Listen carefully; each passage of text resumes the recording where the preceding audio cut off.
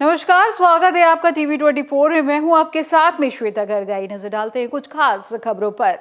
शराब का शौक रखने वाले लोगों के लिए खुश करने वाली एक खबर सामने आ रही है, जहां गाजियाबाद के रेलवे स्टेशन, मेट्रो स्टेशन और हिंडन एयरपोर्ट पर अब शराब की दुकानें खोली जाएंगी। इसके लिए यूपी एक्साइज पॉलिसी में बदलाव के बाद विशेष प्रबंध किए गए हैं। उसके अनुसार यदि कोई व्यक्ति रेलवे स्टेशन, मेट्रो स्टेशन और हिंडन एयरपोर्ट परिसर में दुकान खोलना चाहता है तो उसे रेलवे, मेट्रो और एयरपोर्ट प्रशासन से अनुमति लेनी होगी। साथ ही उसके पास रेलवे, मेट्रो और एयरपोर्ट परिसर में किराए की दुकान भी होनी चाहिए। सरकार शराब के जरिए रेवेन्यू बढ़ाने पर विचार कर रही है। इस पर गाजियाबाद जिला आबकारी अधिकारी राकेश कुमार सिंह ने बताया कि जो लोग स्टेशन परिसर में मदिरा की दुकान के लिए आवेदन करना चाहते हैं, उनके पास रेलवे की परमिशन और रेलवे परिषद में लगभग 500 स्क्वायर फीट में दुकान होना अनिवार्य है। इसके बाद उन्होंने दुकान ड्रॉ के जरिए नहीं बल्कि जिलाधिकारी स्तर पर गठित कमेटी के जरिए दी जाएगी। अभी शासन द्वारा जो है नई आबकारी नीति जो 24-25 की आई है, उसमें प्रावधान किया गया है कि सक्षम स्तर से एनओसी प्राप्त होने के बाद रेलवे स्टेशन, मेट्रो स्टेशन और हवाई अड्डों पर प्रीमियम रिटेल वेंड खोले जा सकते हैं, जिसका प्रवेश और निकास द्वार उसके अंदर से होगा। पुलिस अधीक्षक अभिनंदन द्वारा शुक्रवार की साप्ताहिक परेड के दौरान पुलिस लाइन स्थित परेड ग्राउंड पर परेड की सलामी लेकर परेड का निरीक्षण किया गया। परेड निरीक्षण के उपरांत जवानों को शारीरिक व मानसिक रूप से स्वस्थ रहने के लिए दौड़ लगवाई गई। इसके बाद परेड में शामिल सभी जवानों ने एकरूपता व अनुशासन बनाए रखने के लिए ड्रिल भी कराई गई। साप्ताहिक परेड के दौरान गणतंत्र दिवस के दृष्टिगत रिहर्सल परेड का निरीक्षण कर संबंधित को आवश्यक दिशा निर्देश दिए गए।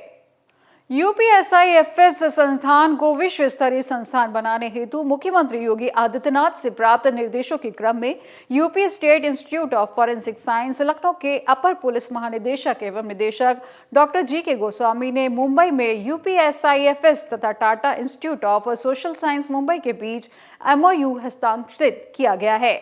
संस्थान के निदेशक डॉक्टर गोस्वामी ने बताया कि इस महत्वपूर्ण एमओयू से दोनों संस्थानों के बीच रिसर्च मेथोडोलॉजी के साथ साथ विभिन्न सामाजिक तथा न्यायिक विषयों पर शोध कार्य को और अधिक बढ़ावा मिलेगा तथा दोनों संस्थाओं के प्राध्यापक एवं छात्र एक दूसरे संस्थानों से सहयोग कर शिक्षा के क्षेत्र में नए कीर्तिमान स्थापित कर सकेंगे। इसके साथ साथ यूपीएसआईएफ द्वारा तैयार किए गए नए क्षेत्र कम्युनिटी फॉरेंसिक के माध्यम से आम जनमानस को फॉरेंसिक साइंस का लाभ तथा उपयोग से अवगत कराने में अवश्य मदद मिलेगी, जिससे आम जनता का विश्वास न्यायिक व्यवस्था पर और अधिक बेहतर हो सकेगा। इस अवसर पर टाटा इंस्टीट्यूट ऑफ मुंबई के vice chancellor professor Manoj Kumar Tiwari के साथ प्रोफेसर अरविंद तिवारी, प्रोफेसर अश्विन कुमार एवं रजिस्ट्रार नरेंद्र मिश्रा उपस्थित रहे।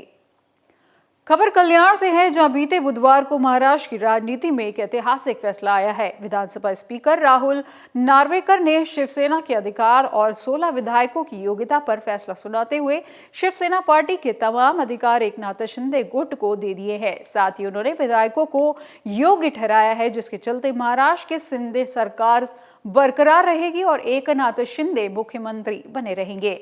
इस निर्णय से जहां ठाकरे गुट में निराशा छा गई है, वहीं शिंदे गुट और बीजेपी के नेताओं ने इस निर्णय पर खुशी जाहिर की है। इस पर मुंबई से सटे कल्याण में बीजेपी के जिला उपाध्यक्ष संदीप सिंह ने एक बैनर लगाकर राहुल नार्वेकर द्वारा दिए गए निर्णय का स्वागत किया है। 2019 में जिस प्रकार से भारतीय जनता पार्टी और शिवसेना ने मिलकर के जनता में गई थी और मिलकर के वोट मांगा था यूपी में, लेकिन अपनी महत्वाकांक्षा की पूर्ति के लिए उद्धव जी ठाकरे ने उस समय देवेंद्र जी फडणवीस और भारतीय जनता पार्टी के पीठ में जिस प्रकार से खंजीर खुपसने का काम किया और बाद में सम्माननीय एकनाथ जी शिंदे साहब ने एक उठाव करते हुए अपना एक अलग गठ तैयार किया, जिसे कि अभी शिवसेना की मान्यता मिल गई है और शिवसेना और भारतीय जनता पार्टी ने अपनी सरकार बनाई। लेकिन जिस प्रकार से उद्धव गठ ये दिखाने की कोशिश कर रहा था कि ये अलोकतांत्रिक है, अनैतिक है, इसको राहुल जी नार्वेकर साहब ने कल के दिन विधानसभा अध्यक्ष जी ने ये अपने फैसले में क्लियर कर दिया है कि एक संवैधानिक निर्णय है और एक प्रकार से लोकतांत्रिक निर्णय है और हम लोग इसका भारतीय जनता पार्टी और शिवसेना शिंदे गठ इसका स्वागत करते हैं और इसका वेलकम करते हैं। लखनऊ के ठाकुरगंज इलाके में घर के बाहर गाड़ी खड़ी करने को लेकर दो पक्षों में विवाद के बाद फायरिंग हो गई, जिसमें गोली लगने से घायल हुए भाई बहन को पुलिस ने ट्रामा सेंटर में भर्ती कराया है। जानकारी के अनुसार बताया जा रहा है कि ठाकुरगंज के दौलतगंज इलाके में आज सुबह तकरीबन 9 बजे गाड़ी खड़ी करने को लेकर दो पक्षों में विवाद हो गया, जो देखते ही देखते इतना बढ़ गया कि एक पक्षीय तरफ से ताबड़तोड़ फायरिंग शुरू हो गई, जिसमें 2 लोग घायल हो गए। घटना की सूचना मिलते ही मौके पर पहुंची पुलिस ने आरोपी को हिरासत में लेकर पूछताछ कर रही है। एसीपी चौक राजकुमार सिंह ने बताया कि शुक्रवार सुबह दौलतगंज क्षेत्र में गाड़ी खड़ी करने को लेकर विवाद हो गया था, जिसमें एक पक्ष ने 3-4 राउंड फायरिंग कर दी थी और उसमें एक भाई बहन घायल हो गए थे, जिन्हें ट्रामा सेंटर में भर्ती कराया गया है। फिलहाल दोनों की हालत खतरे से बाहर बताई जा रही है और आरोपी को हिरासत में लेकर पूछताछ की जा रही है। हुआ यह है कि हम तो नहा के मंदिर से पूजा वूजा करके आए थे, यहाँ ताप रहे थे बैठे अंदर, तो उस यहाँ पे मेरी गाड़ी खड़ी थी, यहाँ पे इनका गेट वहाँ है, देखिए।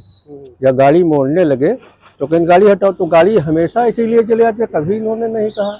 गाड़ी जबकि साइड में थी, गाड़ी वो पुलिस वाले लेके गए थाने पे, मेरी 2 गाड़ियाँ लेके गए हैं।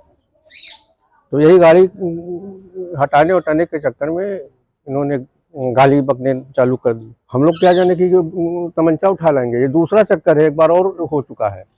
हाँ, 6-7 साल पहले मेरे लड़कों को दौड़ाया गया था और गाड़ी हटाए नहीं पाए, वो उतनी देर में असलहा ले आए, असलहा लेके इन्होंने गोली चला दी। मध्य प्रदेश के गंजवा सौदा में विगत 15-20 दिनों से अघोषित बिजली कटौती से नागरिकों को परेशानी का सामना करना पड़ रहा है। बिजली कटौती होने से दुकानदारों को व्यवसायों पर सीधा असर पड़ रहा है, क्योंकि बिजली से चलने वाले कार्यों को समय पर नहीं कर पाते हैं और दुकानदारों को बिजली के कार्यों को करने में असुविधा होती है। घरों में सुबह के टाइम बिजली न होने के चलते महिलाओं को भी कार्य प्रभावित होता है। नागरिकों की शिकायत है कि बिजली विभाग में किसी तरह की कोई सुनवाई नहीं होती है। वहीं बिजली विभाग में जब फोन लगाया जाता है तब वहां का फोन उठता ही नहीं है और बिजली का बिल एक दिन लेट होने पर तुरंत ही बिजली काट दी जाती है। सभी धंधों पर विपरीत प्रभाव पड़ता है, चाहे मेरा हो चाहे किसी का भी। अघोषित बिजली कटौती बिल्कुल नहीं होनी चाहिए। आप घोषित कर दीजिए 3 घंटे नहीं आएगी, हमें कोई दिक्कत नहीं। अब पता चलता है अभी लाइट है, 10 मिनट बाद लाइट नहीं है, आप ग्राहक को क्या कह सकते हैं। इससे पूरा विपरीत प्रभाव पड़ रहा है और उद्योग धंधों पर तो खास तौर से ज्यादा प्रभाव पड़ रहा है। खबर अयोध्या से है, जहां गन्ना किसानों की मांगों को लेकर उप गन्ना आयुक्त कार्यालय पर राष्ट्रीय लोकदल कार्यकर्ताओं किसानों द्वारा संयुक्त किसान मोर्चा के संयोजक मायाराम वर्मा की अध्यक्षता में धरना प्रदर्शन कर गन्ना आयुक्त लखनऊ को संबोधित 6 सूत्रीय मांग पत्र सौंपा गया है। धरना स्थल पर हुई चर्चा में कई समस्याओं का तत्काल निस्तारण किया गया है। साथ ही जिन भी सेंटरों पर गन्ना उतरवाई के नाम पर किसानों से पैसा वसूली की जा रही है, उस पर भी सख्त कार्रवाई करने के निर्देश दिए गए हैं। वहीं गन्ना सचिव मसौदा मुकेश कुमार को तत्काल हटाने की जिद पर जल्द कार्रवाई करने का आश्वासन भी दिया गया है। इस धरना प्रदर्शन में राष्ट्रीय लोकदल अवध जोन के अध्यक्ष चौधरी राम सिंह पटेल, राष्ट्रीय लोकदल के जिला अध्यक्ष बलराम यादव, पूर्व जिला पंचायत सदस्य कमला प्रसाद सहित किसान सभा के कार्यकर्ता भी उपस्थित रहे।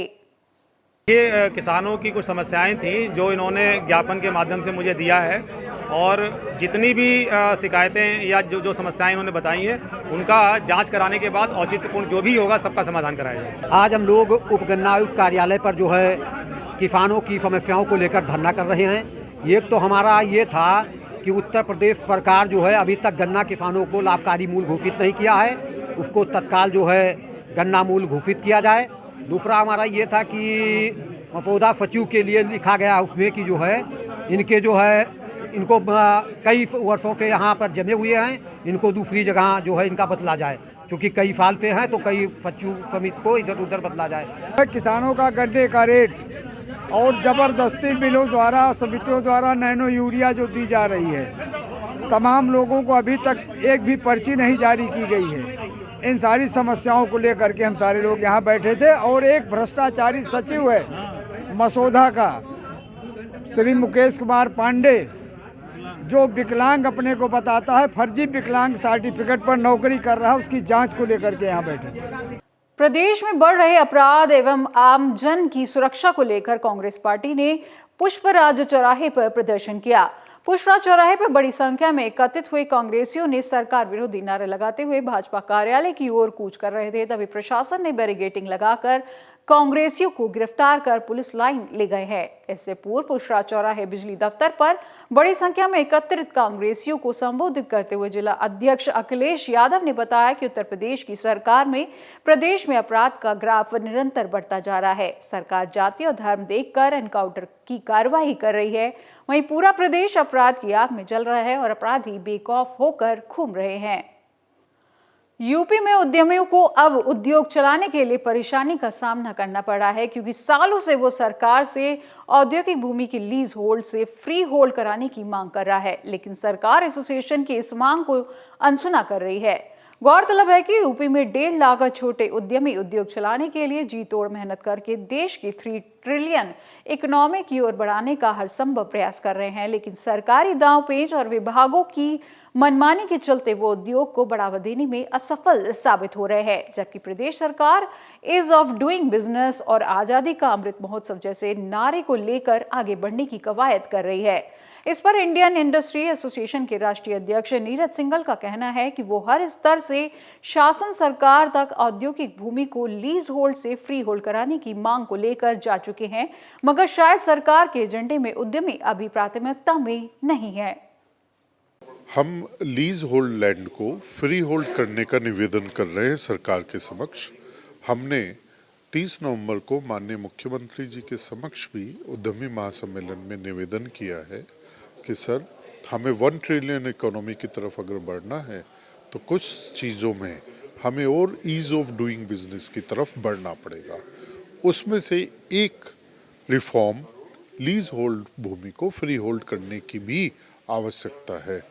आज आज़ादी के अमृत काल में माननीय मुख्यमंत्री जी भी और माननीय प्रधानमंत्री जी भी कहते हैं कि जो पंचप्रण है उनमें गुलामी के हर अंश से मुक्ति पानी है। तो शायद ये जो लीज होल्ड भूमि का कंसेप्ट है ये अंग्रेज़ों के समय का चला आ रहा है। तो इस पर भी अगर प्रदेश सरकार थोड़ा सा विचार करे तो शायद बहुत बड़ा औद्योगिक क्षेत्र उद्योग की तरफ बढ़ेगा। हमारा उसमें भी माननीय मुख्यमंत्री जी से यही निवेदन था कि इसको सशर्त औद्योगिक भूमि का भू उपयोग औद्योगिक ही रहेगा और जो इंडस्ट्री चल रही है केवल उन्हीं को ही आप लीज होल्ड से फ्री होल्ड करें, ये निवेदन है। खबर अयोध्या से है, जहां पुरानी पेंशन बहाली संयुक्त मंच के तत्वाधान में 4 दिवसीय भूख हड़ताल के अंतिम दिन केंद्र राज्य कर्मचारी एवं शिक्षकों का क्रमिक भूख हड़ताल जारी रहा। चौथे दिन की भूख हड़ताल का नेतृत्व कर रहे कामरेड अंजुम मुख्तार खान, शाखा अध्यक्ष RRMU एवं हीरा लाल शाखा मंत्री कर्मचारी नेता ने किया। उपस्थित सभी संगठन के पदाधिकारी एवं कर्मचारियों को संबोधित करते हुए अरविंद कुमार सिंह, जिला अध्यक्ष राज्य कर्मचारी संयुक्त परिषद ने बताया कि पुरानी पेंशन की बहाली तक आंदोलन जारी रहेगा। वहीं प्राथमिक शिक्षक संघ के जिला अध्यक्ष डॉक्टर संजय सिंह ने बताया कि केंद्र सरकार ने जो तानाशाही रवैया अपनाया है वो जनहित में नहीं है। सरकार केंद्र और राज्य सरकार कर्मचारियों को पुरानी पेंशन तत्काल बहाल करे और अपने वादे के अनुसार सभी विभाग के कर्मचारियों की भर्ती करे ताकि बेरोजगार युवकों को रोजगार मिल सके।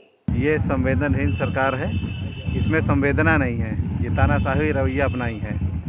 कर्मचारियों को पेंशन देने में इनका वित्तीय संकट आ रहा है।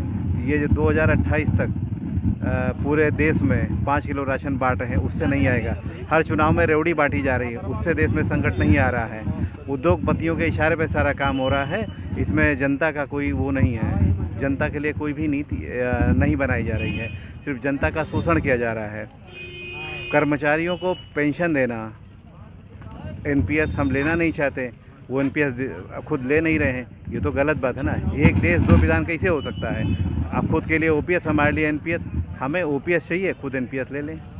सोशल मीडिया के माध्यम से मैंने शाम को देखा था न्यूज़ कि जो एक कैबिनेट में कमेटी बनाई थी सरकार ने, उसने NPS में संशोधन की बात कही है, जबकि इसके पहले सोशल मीडिया में आता था कि कमेटी ने पेंशन बहाली के लिए अपनी रिपोर्ट दी है।